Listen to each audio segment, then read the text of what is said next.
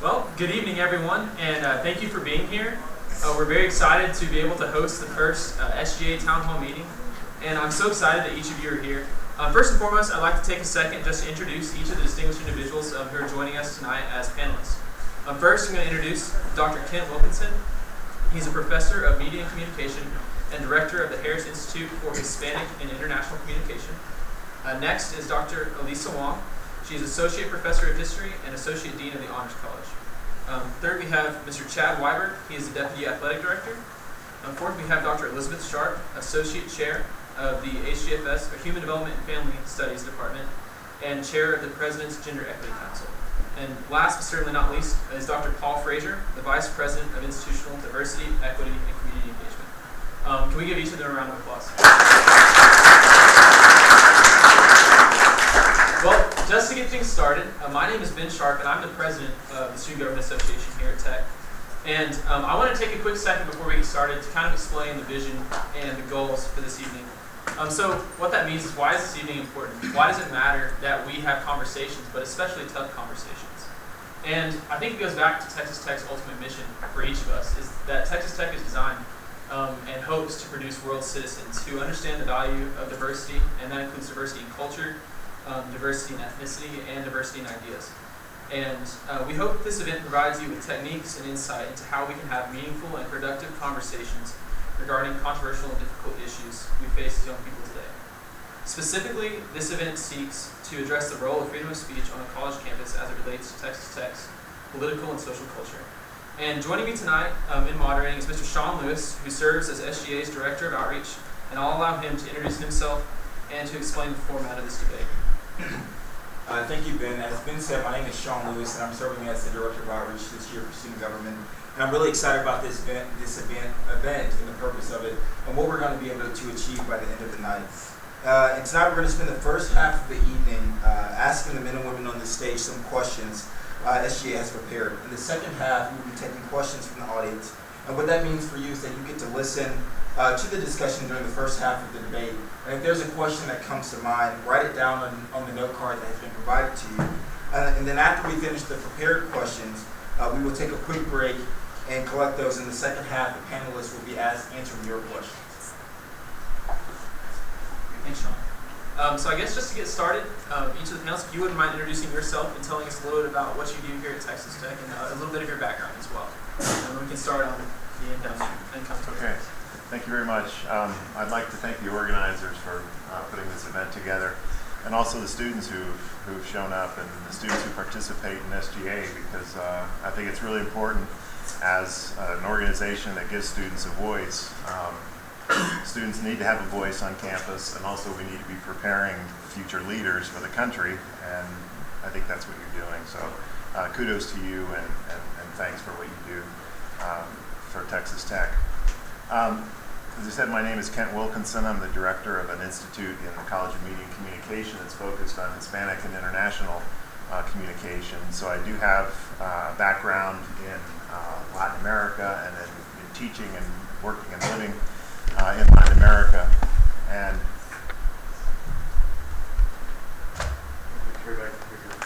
okay. Sorry.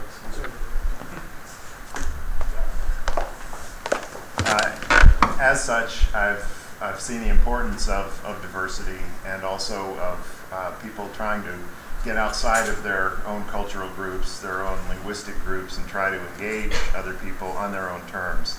I think language is really important, because when you're trying to communicate effectively with somebody else, it's a lot better to say, I'll meet you part way, maybe in some kind of Spanglish in my case, or I've learned enough Spanish to be able to speak your language, rather than confronting somebody or trying to meet somebody and saying, you have to speak my language, you have to speak English. And I think that's connected to the general topic of tonight's discussion, because what it is saying that I'm interested enough in you to learn your language, or to listen to what you have to say, and think about it and respond, not rejecting it out of hand or asking you to go along 100% with what I have to say.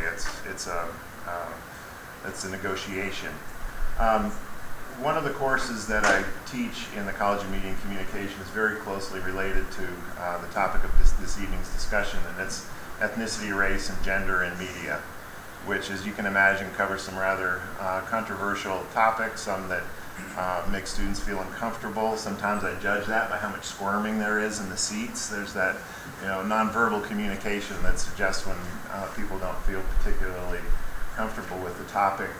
But I think it's vitally important, under the QEP, the Quality Enhancement Program that we're working under as a university, communicating in a global society, you have to think about other people's position and effective ways of communicating with them if you want to be good in the global environment or in the diverse environment within the United States. So I would like to, as the evening proceeds, talk a little bit more about some of my experiences in that course and the importance of effective intercultural or cross-cultural communication.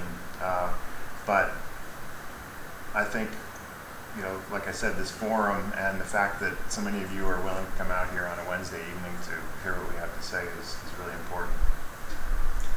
I'm Elisa Wong. I am the Associate Dean of the Honors College. And most of you who've never had a class with me can generally say that I don't need a microphone because I'm really, really loud. But in any case, that's my freedom of speech part, is I'm really loud so you can all hear me from across campus. So as the Associate Dean of the Honors College, one of my biggest commitments is to access an opportunity and to the freedom of expression of all of our students, but especially the freedom of dialogue and conversation. And it is, and I was talking to Ben about this earlier, this is not the easiest topic to talk about freedom of speech. There are so many different layers to it, there are legalities to it, there is the harm factor, there's so many different kinds of issues and technicalities and sensitivities and levels of understanding and levels of freedom of speech. And I'm particularly interested in it because I am right now teaching a class on the Second World War. And we're talking about Italian fascism and German Nazism, and we're talking about freedom of expression there, and we're talking about resistance to censorship, and so all of these things conflate, and it's so important. I echo Dr. Wilkinson's gratitude for you all being here and for this having been organized, because this is an election year, and if there is no more important time to have these kinds of difficult dialogues where we're not going to come up with solutions. Dialogues where we're not necessarily going to find common ground immediately, but where the conversation is open, where we can actually look each other in the eye, where we can respect one another, even if we're coming from different perspectives and if we stand from different experiences. Because ultimately in November, this is what's going to come to a head. And if not enough people actually engage in that dialogue, if not enough people become informed, if not enough people complicate their ideas of what freedom of speech means, what freedom of existence means, right? Because that's really connected to what freedom of speech actually means.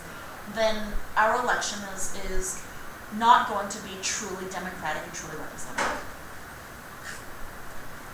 My name is Chad Weiberg. I'm the Deputy Athletic Director at Texas Tech Athletics. So in that role, I oversee the daily operations of the department with my colleagues, one of whom is here in the audience. I wanted to take a moment to recognize Dr. Judy Henry, who is the Executive Senior Associate AD for Texas Tech Athletics, and has been here for a number of years in a couple of different roles, and is certainly a great resource for all of us, and certainly has been for me since I've been here.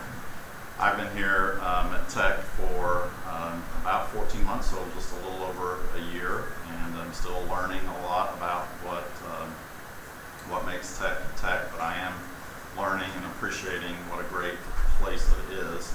I have been on a college campus ever since I came as a freshman to school and started working on a college campus immediately after I graduated, and I love it.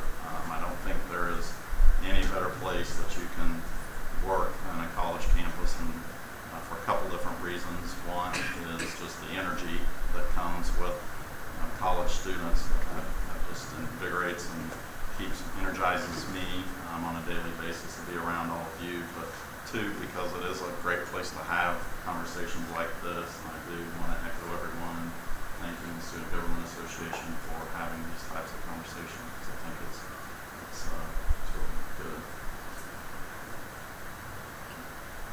I'm Elizabeth Sharp, and I am an associate professor in human development and family studies, and I'm also the associate chair of that department. I teach an undergrad class on gender development, so lots of controversial issues related to that.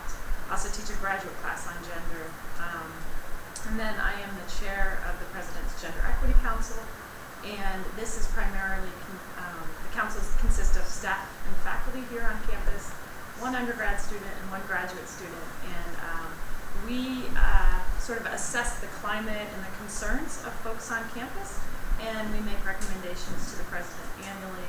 And one of our initiatives that was started a couple years ago is the Women's Leadership Institute, which is a leadership institute for our undergrad women here at Texas Tech. And again, echo the appreciation already said tonight for SGA and for all of you for coming. Good evening. You can cut my mic off too, because I'll just pull out that old coaching voice on y'all tonight. I serve as the Associate Vice President for Institutional Diversity, Equity, and Community Engagement. And I know that's a very long title for those of you who get caught up in titles, but I see my role more as one that provides opportunity for you to have that voice, as a role as being an advocate for students, and as a role to get the students engaged with faculty, and vice versa, the faculty to be engaged with you. Well, again, thank you all for being here. And Dr. Frazier, we will start with you. As the Vice President of an institution with diversity, what does it mean to be diverse? Well, I think we try to, kind of like our classes, we try to put it in a box. And I don't think you can put diversity in a box. I think oftentimes we only think of it as race, but it's so many different things. It's cultures, it's the climate, the campus climate as a whole, and its beliefs. And so I don't think you can put any of those things in a box. We can't put race in a box. We can't put gender in a box. We can't put sexual preference in a box. You have to be inclusive of all those issues. Thank you. And anybody else feel free to comment? When I go on recruiting trips for the Honors College, I always talk about the fact that West Texas is a very special place and Texas Tech is a special place, because when we talk about diversity, we're really talking about a multiplicity of experiences. So it's not the kind of major categories that you check off on the U.S. Census, right, in terms of race and ethnicity, gender, and now we also talk about kind of issues of sexual identity, but we also talk about kind of the multiplicity of experiences in terms of our student population of people who come from Houston. Population, tens of millions versus, one of my students here who grew up in a small German Catholic town, right, and was basically, a graduating class of, 20, right? And so you have multiplicity of experiences and a diversity of experiences also in that way of how familiar you are with the language of gender and sexuality, right? There are people who have grown up fighting for their identity, fighting for the voice, fighting for the right to voice their identity. And then we have other people who have grown up a little bit more secluded, a little bit more protected, who are not as comfortable.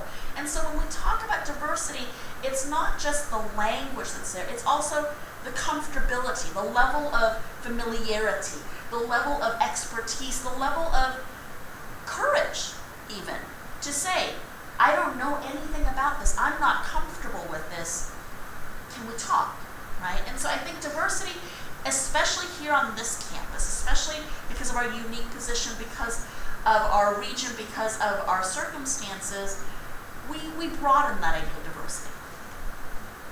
I would add that I think political correctness is going to come up at some point, so I'll bring it up now. Also can work against diverse thinking. Some of you may have shown up on campus with having been forewarned by other people, be careful what you say on the college campus because you say the wrong thing there and you're going to get, labeled a particular way. And that reinforces the boxes that Dr. Frazier was talking about, right? And I think also with the LGBTI example is a really good one because sometimes it looks like there's this hypersensitivity to labels. Like I just use that long acronym, and some of you may be saying, well, what's the I? That's tacked on at the end. When people's identity is so close to their sense of self, but also their sense of worth, their value within a community, especially a big broad community like we have here. It makes sense that they would be sensitive about what they're called, because in a way you're referring to their essence. And this is something in one of my areas of specialization, U.S. Hispanic oriented media, the whole Hispanic Latino thing comes up too, and there are some real sensitivities about what's the proper label to use, and it can look very strange from the outside, but I think if you look more closely at the connection with identity and how people want to be perceived by others, then it makes sense, and maybe it makes it worthwhile to try to dig a little more deeply and understand what are people's preferred terms or labels and why. Well, you kind of touched on this, Dr. Wilkinson, but in your classes you discuss free speech, especially as the role it plays in the media. And in your experience, why do you feel like free speech is important, and what role should it play on the college campus? Well, I mean, it's the cornerstone, really, of our society. Particularly if you start, look at the First Amendment. There's a reason why it's the First Amendment. The founding fathers, and they were all men, at least who were in the room, were thinking of priorities, and the freedom of expression of individuals, of the press, of organizations was paramount, and I think that's where it all starts. But as Dr. Wong was suggesting, that doesn't mean just willy-nilly. I mean, we have restrictions on speech. You can't scream fire in a crowded theater and have protected speech, because that puts people at danger. So we have codified rules on what are the limits of free speech, but I think we also ought to have some logical rules. Speech that is patently harmful to another person or offensive to them shouldn't necessarily be articulated, spoken, just because you have the right to do it. That's a lack of sensitivity, and I think it also expresses a lack of goodwill and concern for other people. So sometimes those are codified, sometimes we need to come up with them and respect them on our own. Frankly, I've for the intense part of the election season during the primaries, I was in Santiago de Chile because I was on a Fulbright grant there. It was very interesting to look at the process of how the American media was reporting on the primaries and the reaction of the local people. And I got a lot like, what's going on, in the United States? We understand that there's freedom of speech, but it seems like, this has gotten out there, and, concerns about who's going to be the next leader of the free world and what impact is that going to have on people's lives in Chile and across the globe. I was in Italy, and the question they were asking is, who's Scott Baio? Right? They had no idea who Chachi was.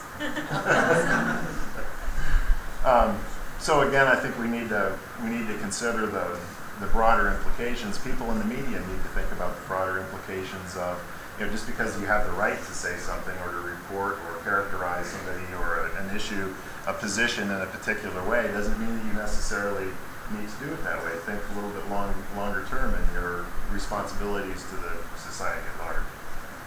So in training, future journalists, people who are in the media, preparing to be media professionals, I think that's really important to emphasize the responsibility that they have and the thoughtfulness that they should bring to their professional practice. Absolutely, and thank you. Mr. Weiberg, recently we have seen professional athletes like Colin Kaepernick and other members of the U.S. soccer team take a knee during the national anthem because they don't believe that the United States represents them. If something similar were to happen at Texas Tech, how would the athletic department first and foremost ensure that their right to protest is protected? But secondly, how would they ensure that their concerns are heard? First of all, we do talk about those things as a leadership team, and with our coaches, we talk about that. I know when I got here, shortly after I got here, the Missouri football team taken place. So it provided an opportunity, right, for us to talk about, okay, if that was happening here, how would we handle that? So, I think just in general, for all the reasons that have been talked about here already and what it means to be on a college campus and the ideals that go with that, we would certainly be supportive of them. I'm sure some of you may know, but the athletic department, its mission statement is to educate, serve, and grow fearless champions. And we really believe that that's not just on the playing field. That means everything. We've got programming and stuff that goes along with that. And there's 7 guiding principles, 4 of which I think kind of play into this a little bit. I'll just go through real quick. But 1 is promote teamwork and positive relationships. 1 is honor tradition and embrace change. 1 is strive for excellence. And all the things that means. It doesn't necessarily mean just on the playing field or the court. And then 1 we probably talk about the most as we are making decisions is do the right thing. And it's kind of unfortunate that you have to put that in as a guiding principle, but we felt it was important enough to do it. But, in all things, we're going to try to do the right thing. So I think as long as we feel like a student athlete or a team, is doing the right thing and believes in this strongly, or if we're going to do the right thing in turn and support them in that efforts. Thank you very much. Dr. Sharp, so today, women make up 57% of the students on a public university, the average public university campus. But we know that there are still issues that face gender equity throughout higher education. And so, what are some ways, in your opinion, that universities can do a better job of supporting and empowering women? So, that statistic gets thrown out a lot. And what happens is we see when the women graduate, often better jobs or the higher paying jobs end up going to the men. So we have issues with that. We also have issues with leadership on college campuses with women. Apparently A&M, but they were just in the news recently because their top 3 leaders at their university are all women. And I think, could someone correct me if we're wrong, but we haven't had the student body, like the top 3 leaders to be women on this campus ever, right? So, what I've looked at with the numbers, we've had about 90 student body presidents here, and 7 of them have been women. What I've also learned, though, the women here on our campus are not running, or at least the last couple of years haven't been. So they're not even, throwing their, getting on the tickets, right? In terms of being the president, we have had lots of internal vice presidents. It's almost like there's some sort of glass ceiling, although it's been broken, right? Because we've had these 7, and a couple of years ago we had a couple of women. So I think initiatives like what we're doing, this Leadership Institute for Women, is helpful. I think it would be great if more folks took classes like the one I teach on gender, because I think one of the things that happens is a lot of people, men and women, believe that everything is equal already, right? We live in a society, there are more women, right, that are at college. There's more women in lots of different places. However, the fact of the matter remains that we're not fully equal yet, right? Socially, politically, economically. If we actually look at the numbers, we still have a long way to go. And this is not just women, right? This is also other minorities, particularly ethnic minorities. And then if you have intersection, right? So Black women or Latino women, the numbers are even more stark, right? Compared to white women. So I think on a college campus, just first starting to be aware of this and to get the actual data, because what I sometimes hear in the media or maybe folks outside of my classroom, they have a lot of inaccurate information, and they've been bombarded by the media that says we've already made it. We live in a country that is racially and gender and sexuality, it's all been equalized, right? And the fact of the matter that if you look at the data, that is just not accurate. So I think that educating ourselves, and one of the big things I was going to say in regarding to like the speech, In my classroom in particular, I argue one of the ways we can move forward as a culture, as a society, is that we have to engage in the reading of the material, right? So in my classroom, you are able to speak what you need to speak, but I need you to be informed when you're speaking, right? So the classroom is such a privilege. You have been given this material to read and to think about, and then we all come into one space and we've all read the same thing.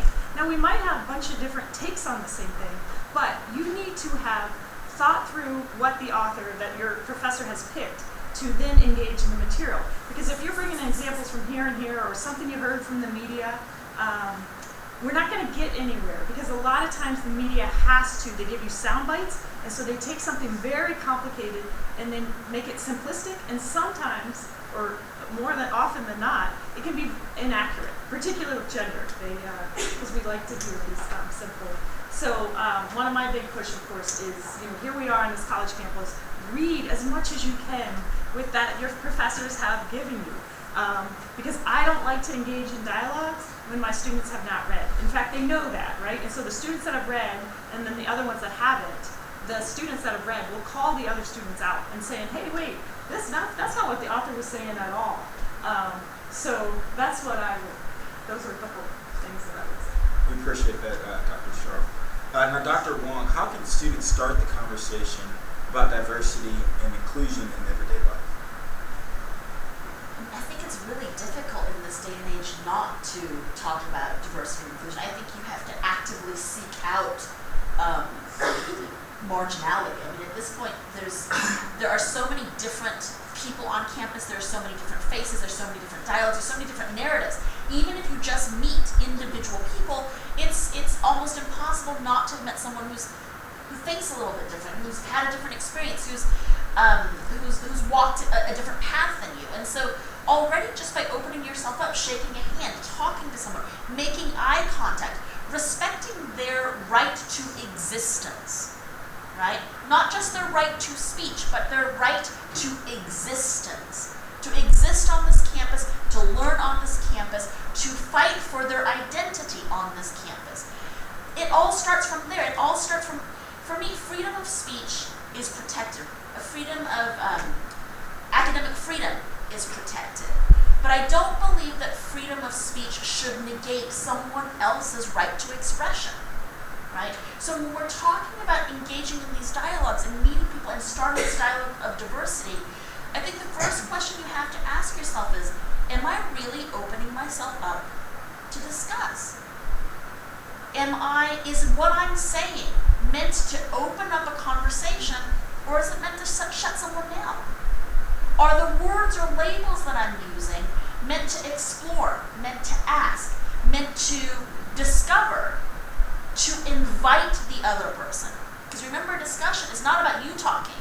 It's about inviting the other person to converse with you. Are my words inviting that other person to share? Or are my words telling them, I don't care what you say. I've already made up my mind.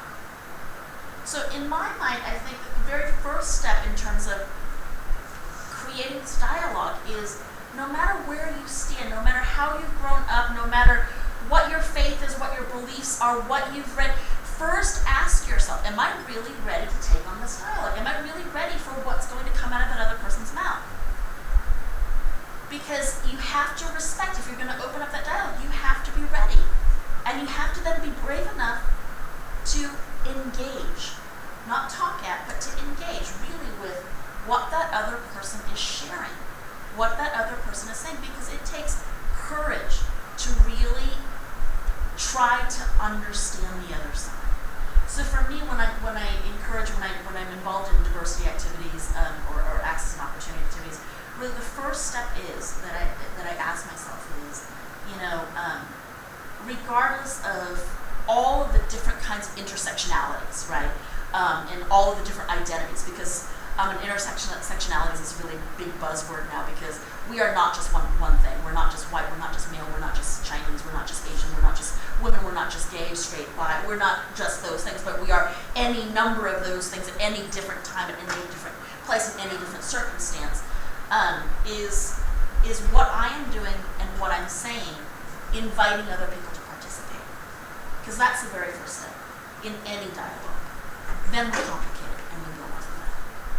I would just add very quickly, I totally agree about being open to other people and ideas that you might not agree with.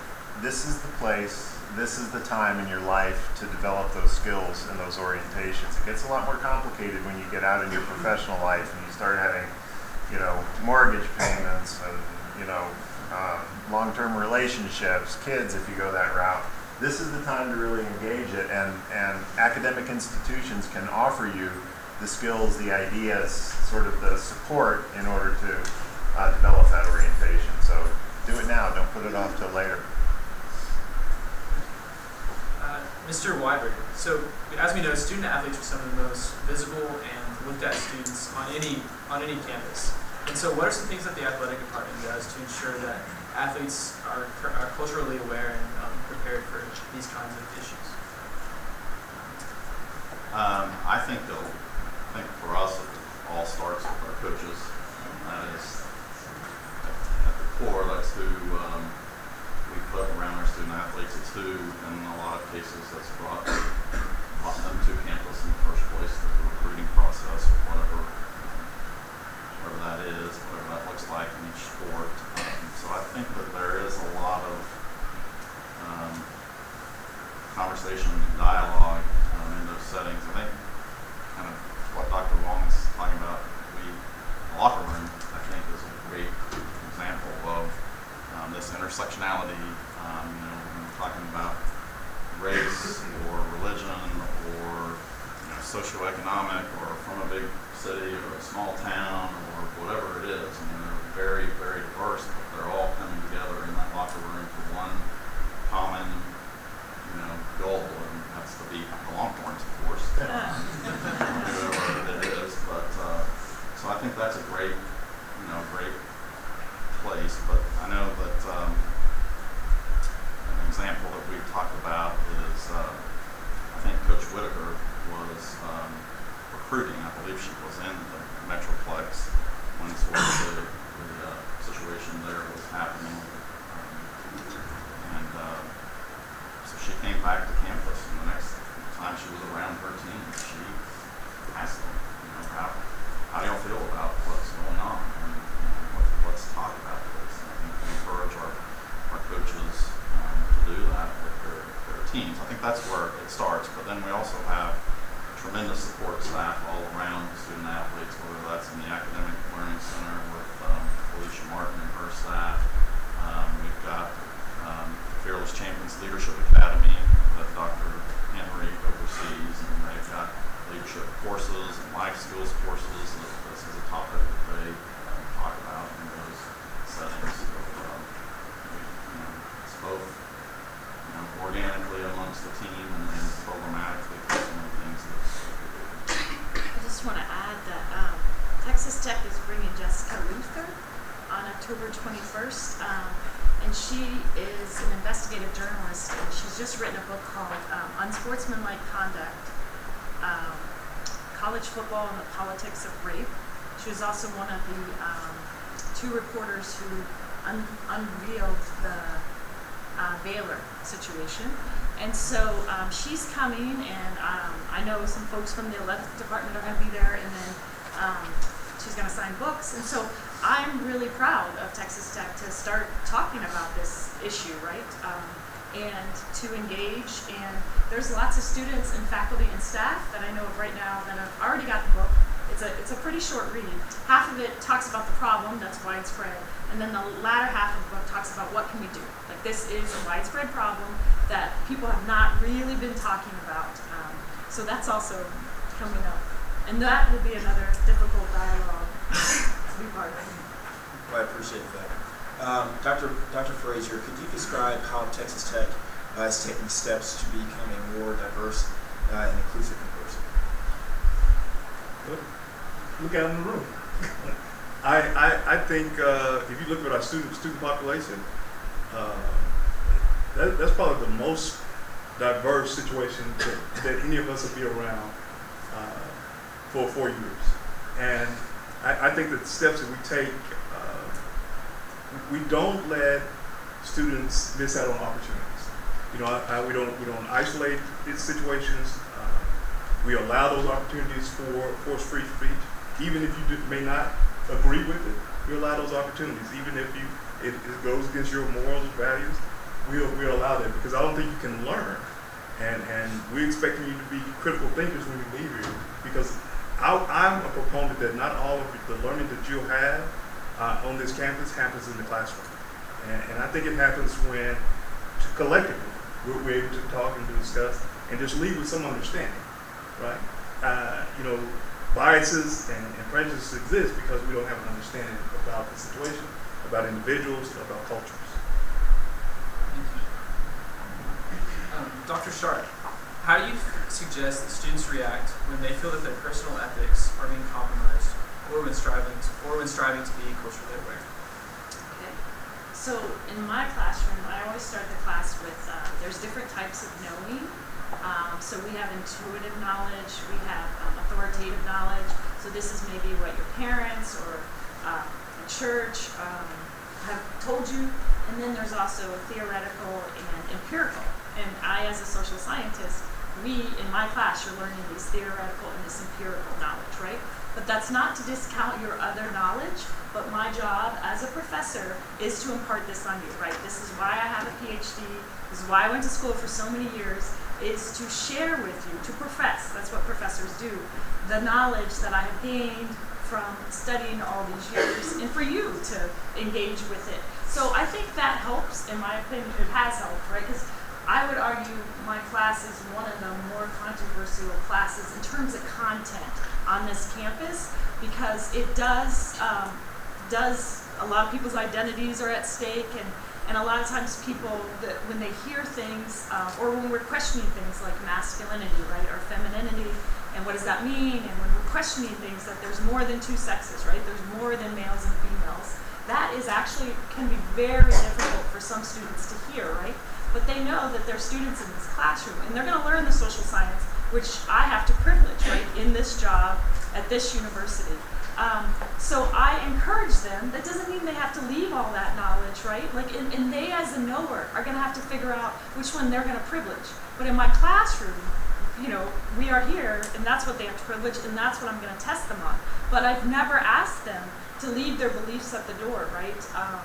And so, but I have said, you know, I have a job to do here too, and we always create, I try really hard to create a safe space. We talk about, we set ground rules, and I'll go back to my point before, that, you know, you sort of have to earn your voice in my class, in that you have to have come and read the material, because this stuff is so controversial, and there's so much misinformation out there, that if you come into the classroom and have not done your preparation, then you are going to not understand, first of all, what's going on. You're going to misunderstand. And actually, you're losing out on this amazing privilege that I think college is. This is one of the only times in your life that you are in this space where everyone is dealing with the same material, right? So, hopefully, absolutely. That was great. Yeah. Thank you. And lastly, Dr. Wilkinson, could you talk about a time when you and a colleague did not see eye to eye, and how you overcame it? Okay. Let me tack on something real briefly what Dr. Sharp said, and then I'll attack that one. I think it's really important, as part of the process we've been talking about, to also recognize that this is a time for your personal maturation, right?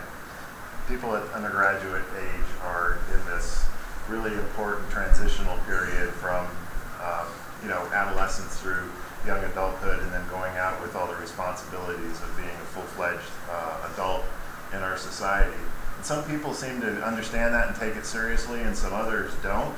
And I think all of us could agree as professionals that we have some colleagues who are really book aware and very knowledgeable and articulate and everything, but they may not have done the sort of personal maturation that is required of a full-fledged professional. You don't want to be in that category. So I think the stuff that happens in class, but also outside of class, the way that you communicate with your professors, with your peers, with people in the community, if you have the opportunity to that, should be toward being in a different place when you finish after 4 years than when you started. And I think maturity is really important in that regard. Yes, I have had disagreements with colleagues on a number of occasions, and I got a piece of good advice. It was more directed toward research and writing, but from one of my dissertation advisors, and he said, to be convincing as a scholar, what you should do is imagine like the person who is going to be most opposed to your ideas, to what it is that you're trying to argue, and make the best case that you can to that person within the bounds of, reason, logic, argumentation, not stooping to name calling or anything like that, which you probably wouldn't do in a paper you're trying to publish anyway. But imagine that person and then work toward convincing them.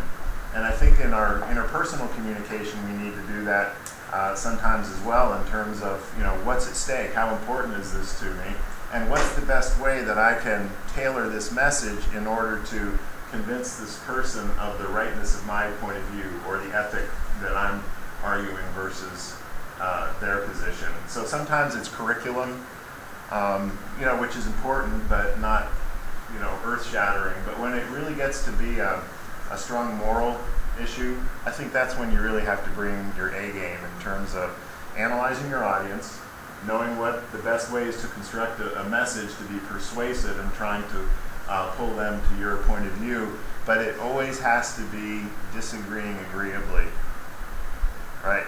Once you sort of lower the standard of professionalism, it all kind of falls apart from there. So I guess it was Michelle Obama who said, when somebody hits us low, we come back high. I think that's good advice generally in these kinds of issues, right? If, don't lower yourself to somebody else's position, because you've got to live with yourself afterwards. You may lose the argument, but you'll walk away with dignity where somebody else might not. That's really important. And Dr. Sharp, I believe you also wanted to comment on this question. Oh, if you have time. Absolutely. Where's Katrina? Katrina, could you, so, can you hit the next slide?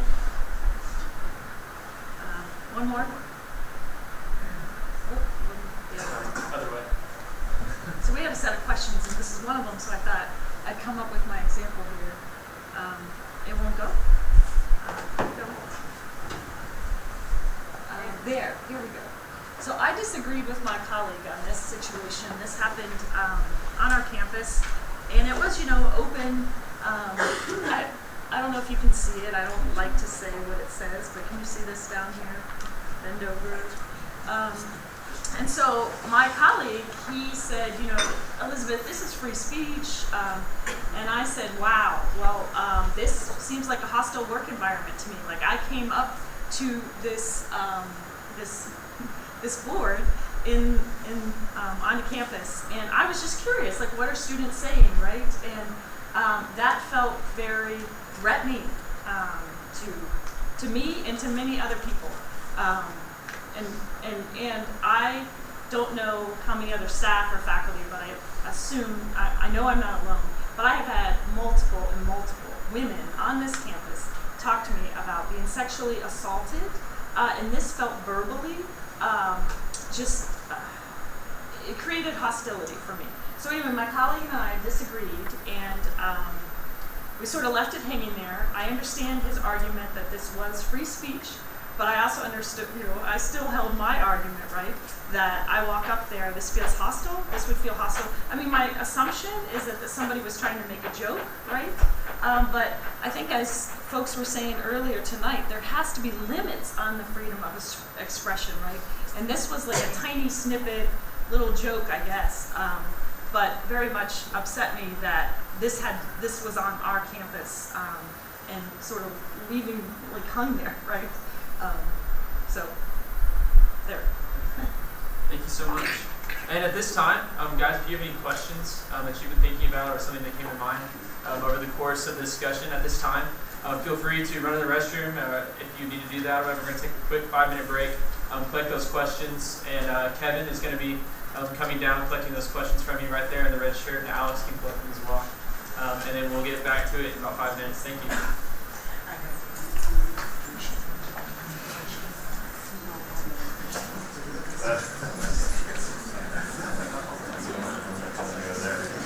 I thank you. The first time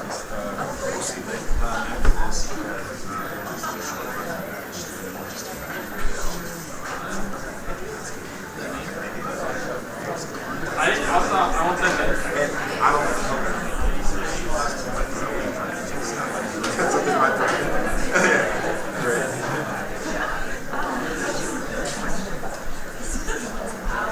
Does anybody else have questions?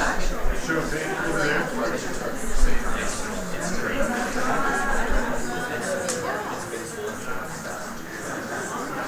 Trying to cross it up.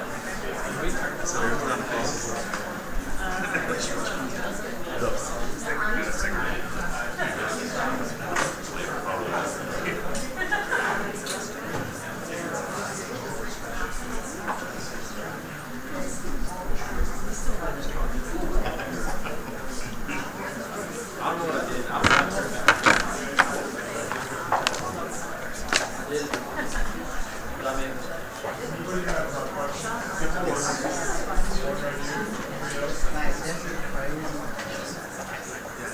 yeah, it's my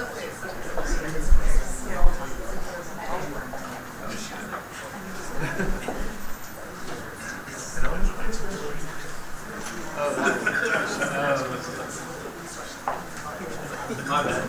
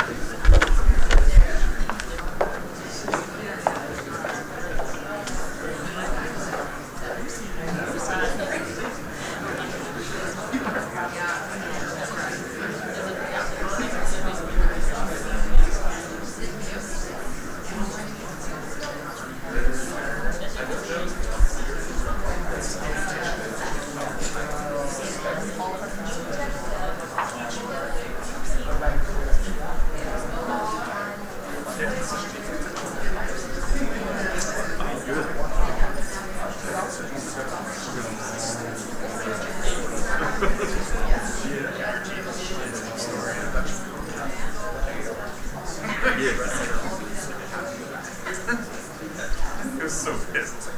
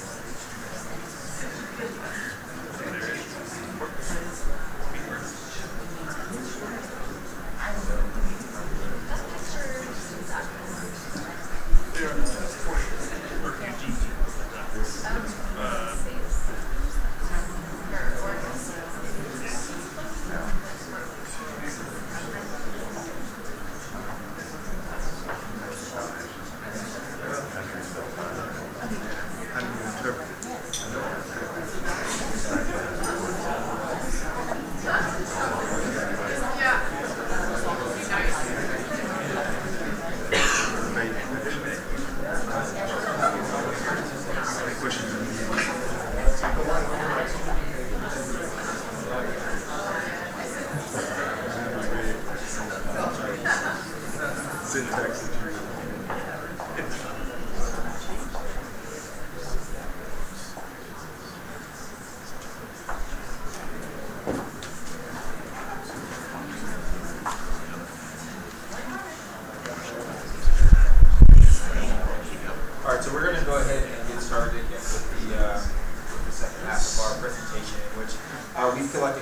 from the audience.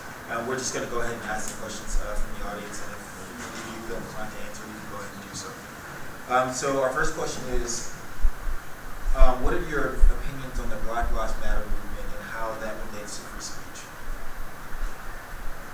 You know, I'll take that question on. You know, I think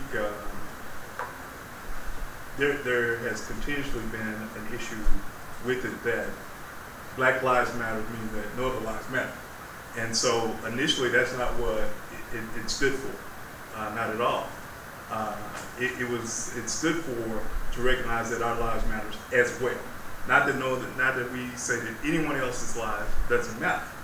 And so now you have several different deviations of that now, just depending on who you talk to about it. And so my issue with it is who's delivering the message. You know, we had a Black Lives Matter here in Lubbock, and you know, individuals asked me, well, are you going to attend? I wasn't going to attend because I disagree with who was organizing. And so I think that's a personal preference, but I think we have to stay with the original messages that all of our lives matter. I mean, I think a lot of it is spin. Sorry, I'm like picking on my buddy Dr. Wilkinson here. I think that what Dr. Fraser is saying is really, really important. I think that the focus on the historical and institutional discrimination against a group does not negate the importance of other narratives. It is simply the calling out of a historic, old, traditional, institutional limit that we have to discuss and that we have to overcome. So when we are, I'm a historian, so I study the past. So the inclusion of female voice in the traditional male narrative doesn't mean that the male voice isn't important. It's just a recognition that, hey, for 2 centuries we haven't talked about the fact that there were women also in the Revolutionary War. There were women fighting in the Civil War. There were women who were involved in this.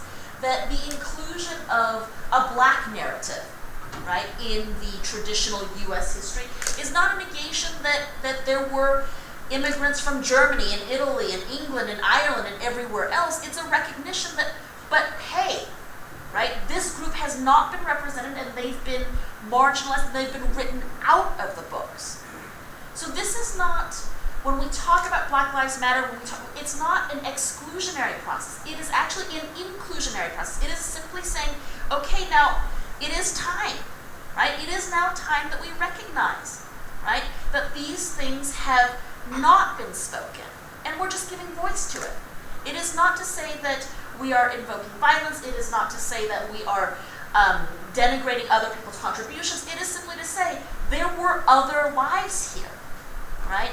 And that's the part I think that is so valuable and so emotional about this, is that when these athletes are and again, protest is a difficult word because I'm not sure that they're protesting, because I think that they love the United States. I think that it's a James Baldwin kind of moment where, you know, James Baldwin writes, "It is because I love the United States so much that I reserve the right to criticize her, that I reserve the right to," and I'm using the her because he uses the plural, the gender pronoun, but that he reserves the right to criticize, that he just reserves the right to make her better, to ask her for more, right?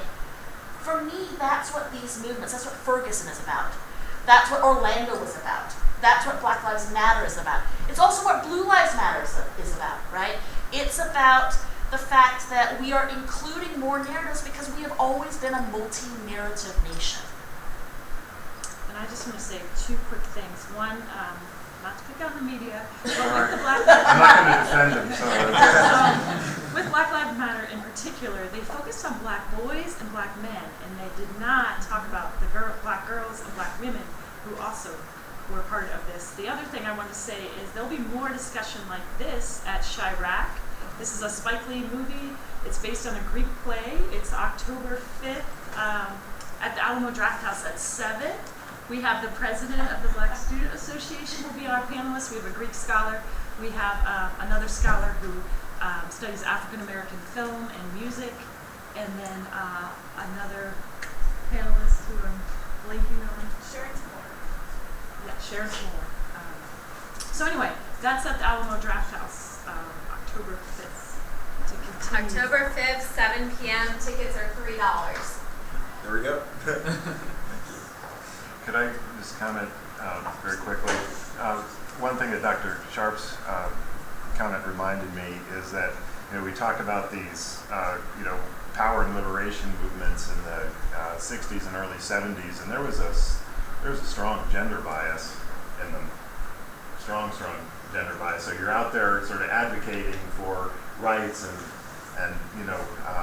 more power and more recognition, and then internally there's this male domination going on. So I think we need to unpack that a little bit more. Like I mentioned, I'm not going to defend the media, but I will encourage y'all to think about the fact that different media have different orientations, and so television, you should expect something a little more sensationalistic. We have this saying, if it bleeds, it leads. So if there's some really compelling video, or if there's this, conflictive story, it's more likely to get covered there. But that's not necessarily the case with print media, with a lot of bloggers, and so there needs to be a balance, and you should have realistic expectations about what you're going to find in different types of news media. So, the diet and the orientation is going to be different just on television news versus other forms. And so I always advocate, trying to get news from a variety of different sources, both in terms of sort of ideology, political orientation, but also the character of the news itself. So, try to mix it up in terms of source. That's really important in terms of media literacy. Thank you so much. So this question reads, how can we as students help change the impression that Texas Tech and Lubbock are anti-gay, when in reality there are many policies that protect students? Well, I'll take the first cut at that. I mean, I think as faculty, one thing we can do is encourage student groups that are advocating more understanding, recognition of LGBTI issues. I had the honor last year of directing a dissertation that was looking at LGBTI refugees coming from the Middle East to the United States, and the way that they're using media in order to acculturate more effectively to not only U.S. culture and environment in general, but also LGBTI culture here, which is quite different. And so when we have that opportunity for that kind of high quality work that is going to inform people on important issues, but also carry the mark of Texas Tech with it, I think we need to take it and do the best work that we possibly can on those sorts of topics. Katrina, can you show me my slide? I want to talk about Yik Yak for a little bit. Do you all know Yik Yak? Just for a second. I've done some research on first-year women here, and I've asked them about space they use on college campus. And can you all read this? If not, you could go 2 slides ahead, and there's a here. And so some of the young women have told us they don't go through the sub because Yik Yak is so awful in terms of what they're posting about how women are dressing. She shouldn't wear this, and things get worse. Also, with our LGBTQI students as well, this was taken from one of our Yik Yak. So I feel like, and I know that these are a small number of our students, but something has to be done about this, right? And you are the students that are regulating that. Now, I don't know if any of you are on it, but I know people are trying to disrupt it. But the fact of the matter that this is happening, right? And we also know when our GSA students go out and table, they have been threatened and harassed. So knowing this is happening and stopping it, speaking out, you're the louder voice, right? Would help us, I think, a lot. I would also urge, any administration, right? Whether it is, the university administration, whether it is SGA, whether it is faculty senate, whether it's staff senate, speak up, right? Things are changing on this campus. There are more and more services. There are more and more acknowledgments and celebrations, from lavender graduation to break the silence. There are a lot of things going on this campus. Let's celebrate that. Let's publicize it. Let's put that out there, because then it blocks this, right? It's a louder voice than this, right? But the other part of it, some of my students are here, and so some of you know my son Luca. When Luca's now 14, but when he was 4 years old, he was in pre-K, and he had a little friend named Travis. And Travis was not the friendliest little kid, so I don't know why Luca really wanted to be friends with him. But he really, really did, because he felt that Travis didn't have many other friends, and that Travis was treated differently. And so he asked me, what he should do, because he didn't want Travis to feel so alone, because he thought Travis felt alone. But I said to him, well, go ask Travis if he wants to play. No, Travis doesn't want to play. And I said, well, I asked Travis if he, wants to, play catch. No, Travis doesn't want to play catch. And so I said to him, well, if nothing else, when you see that you think Travis feels alone, go stand next to him. Just body contact, right? Just go stand next to him, so he knows that if he feels like playing catch, if he feels like having a conversation, you're there.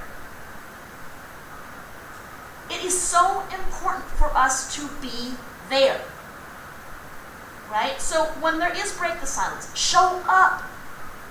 You don't have to be gay.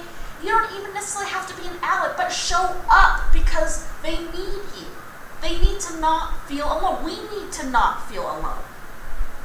Even in moments when right? This is your friend, this is your roommate, this is your classmate. They are feeling sadness, they are feeling sorrow, they are feeling marginalized. Just go stand next to them. Let them feel that there's possibility. That's what we need to do on this campus, because there are people who really care. Just go stand next to each other.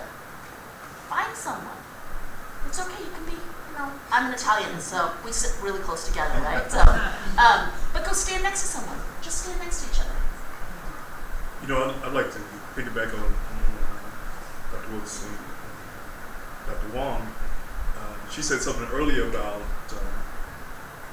and the question was, how are students do that? I think you have to be courageous and you have to be purposeful.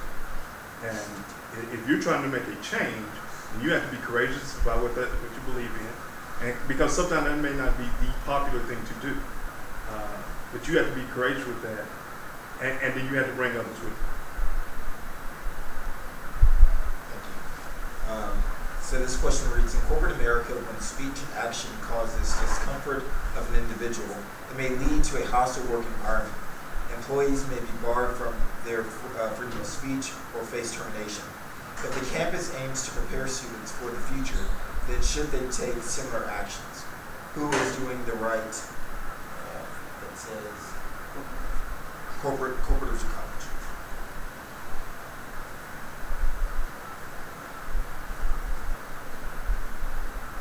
Well, I think people need to sometimes be courageous in terms of speaking out in a corporate environment or a work environment, just like it takes courage, as we were just saying, to do that on a college campus. If there's a policy that somebody doesn't agree with, or they see it doing harm to somebody else within the organization, there are ways of speaking out without necessarily putting yourself at risk.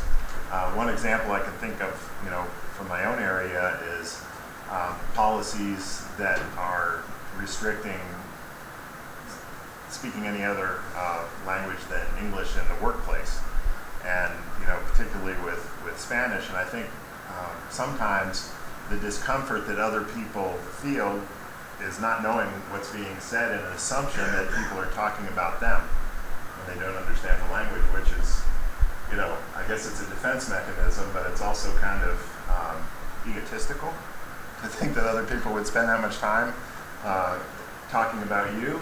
And maybe, rather than going and complaining to a supervisor, for example, would say, hey, would you mind when you're around me speaking English, even if it's not your first language? Or, ask me, what do you guys talk about when you're speaking Spanish or something, rather than, necessarily taking the route of making it a big issue, and when it could have perhaps been dealt with on the one-on-one level rather than, bringing it up through management. I think what we do on a college campus is so complex and difficult because we're really working in a really multi-layered way, right? Because it's partly, is what Dr. Sharp and Dr. Wilk maturation, in terms of becoming, and I don't want to use the term enlightened, but at least more knowledgeable, at least feeling like you have a little bit more evidence at your hand, right? To be able to justify where you're coming from. And it's that exploration, right? Of having the safe space and having the context of the reading or the material in front of you within which to have that discussion. And so part of it is that exploration.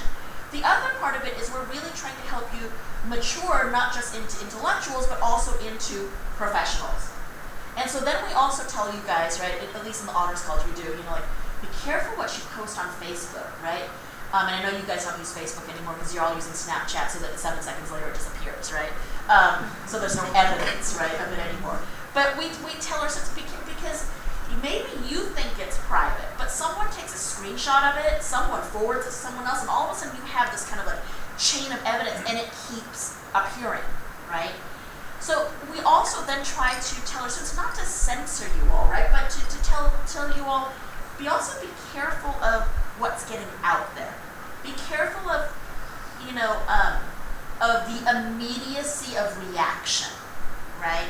Because, and this is something that, it's again, not just students, it's also colleagues, right? I always ask my colleagues, before you hit send on the email, right, would you walk down the hall and say this to your colleague's face? Because if not, then don't push send on the email, right? Wait a little bit, right, before you push send. But part of it is, what's being captured out there? What's the immediacy of it? What is the repercussion of it? Because it all becomes searchable. And it's not just students, right? It's also a struggle the university has. Every time there's a discussion about rape culture, Texas Tech seal comes back up, right? And even if it's not about Texas Tech, it's about Missouri or Baylor, Texas Tech seal comes back up with the no means no, right, sign on it. And you know that Chris Cook, who's our kind of our public relations person, is just going, oh no, not again, right? Because somebody took a snapshot of it, right? So it is hard because at the same time that we're trying to have these difficult dialogues and encouraging you guys to open up and encouraging you guys to have respectful, rational, reasonable, open dialogue with one another, we're also saying, but be careful not to post it, right? And so it's not an easy thing to do. But you have to, I think the best way to think about it is probably the way Dr. Sharp talked about it in terms of knowledge. There are different layers of ourselves. There's a personal self, a professional self, a student self, the wild and crazy, like Greek life self, and all these other selves that are out there, right? You have to think and you have to decide. Part of that is maturity, which one you privilege, right? And decide at that point, do I really need to Instagram that? Okay, this will be the last question, just for the sake of time. But if you were going to give a student one piece of advice about how they can make a change on campus, especially as it relates to issues of diversity, inclusivity, and free speech, what would you say? And if you don't, I'd like for everyone to answer that, if that's all right. And we can just start. Dr. Wilkins. There's an advantage in that because, if you go the other way, all the good ideas are taken by the time you get to me. I would say try to educate yourself about a culture and ethnicity that makes you feel uncomfortable, perhaps. Reach out to somebody who's very different from you, if it's standing next to them, if it's going to their meeting. I was thinking in the earlier discussion, I think it's called the Gay Student Association, GSA, sponsored last year an open discussion with a couple of transgendered women. And I went and listened and thought and, tried to empathize in terms of trying to understand what it would be like to be born into a body that you didn't feel was representing who your sense of yourself is. And I think it really helps in terms of all this discussion that's been going on the last year about the transgender bathrooms and the states having the power to make their own policies, some of the repercussions, because it's been pretty negative for some of the states that have been aggressive about it. And it helped me as a middle-aged heterosexual white male to go and listen and hear people talk, in their own terms about some of the struggles that they faced in terms of family, in terms of the workplace, in terms of being here on campus, to be able to understand that issue at a different level than if I hadn't done that. I would encourage, you to do that. Go to a forum where there are voices being spoken that you wouldn't normally hear or agree with, perhaps. Fonts of wisdom. So I think what I would leave you all with is freedom of speech does not negate your responsibility for human decency. Freedom of expression does not negate someone's freedom of existence. So whatever it is you are participating in, remember that the person standing opposite you is a human being who has dreams and hopes and lives and bleeds and cries and laughs, who has relationships, who is a son, a daughter, a mother, a father, a sister, a brother, a gamer, a couch potato, whatever it is that they are, but they're human. So whatever it is that you have to communicate, whatever it is that you believe, just remember that they have that too, and it does not negate your responsibility to be humanly decent.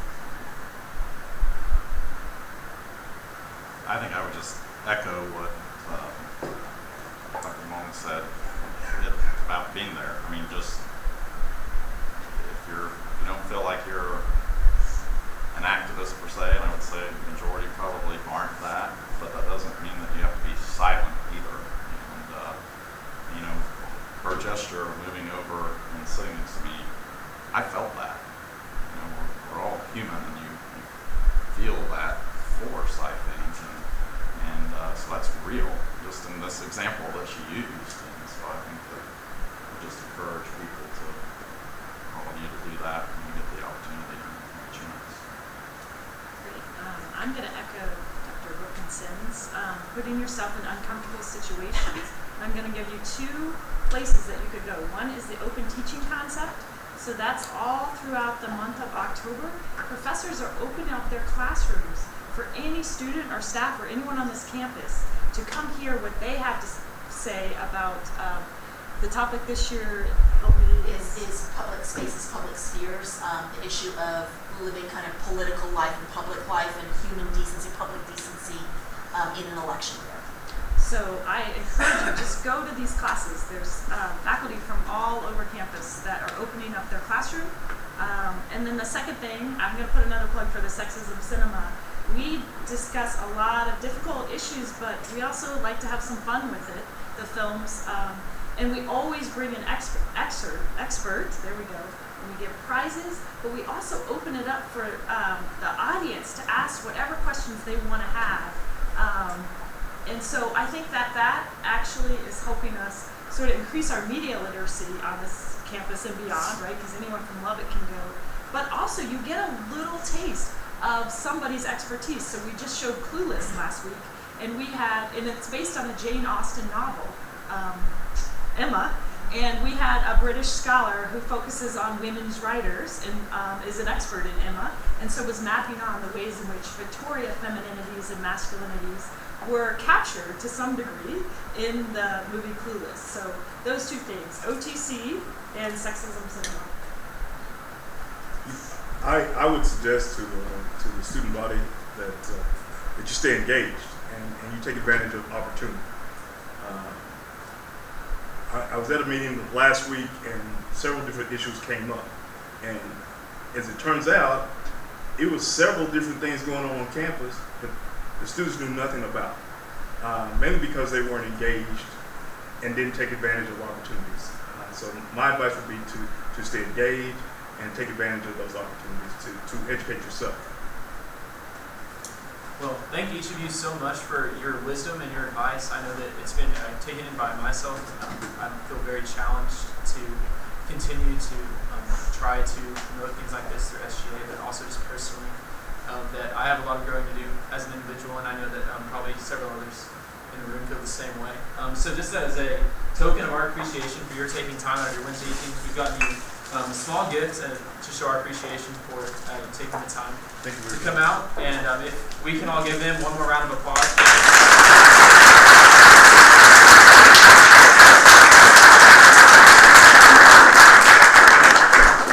But I'd also like to thank each of you guys for taking the time out of your Wednesday nights. I know that we all have things that we could be studying, places that we could be going, but like each of them said, you guys are taking the first step. You're taking the advice that they've given you, and you're already acting on it. You're here tonight.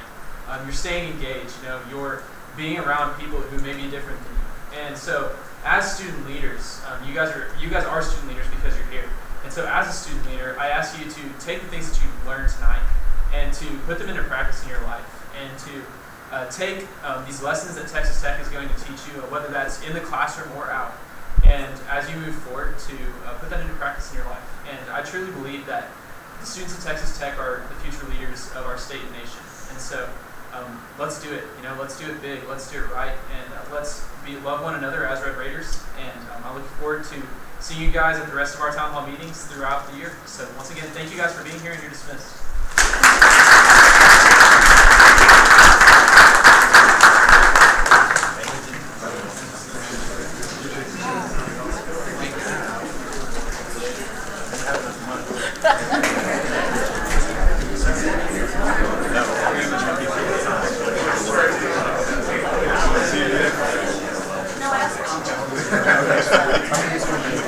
I lost a series of letters.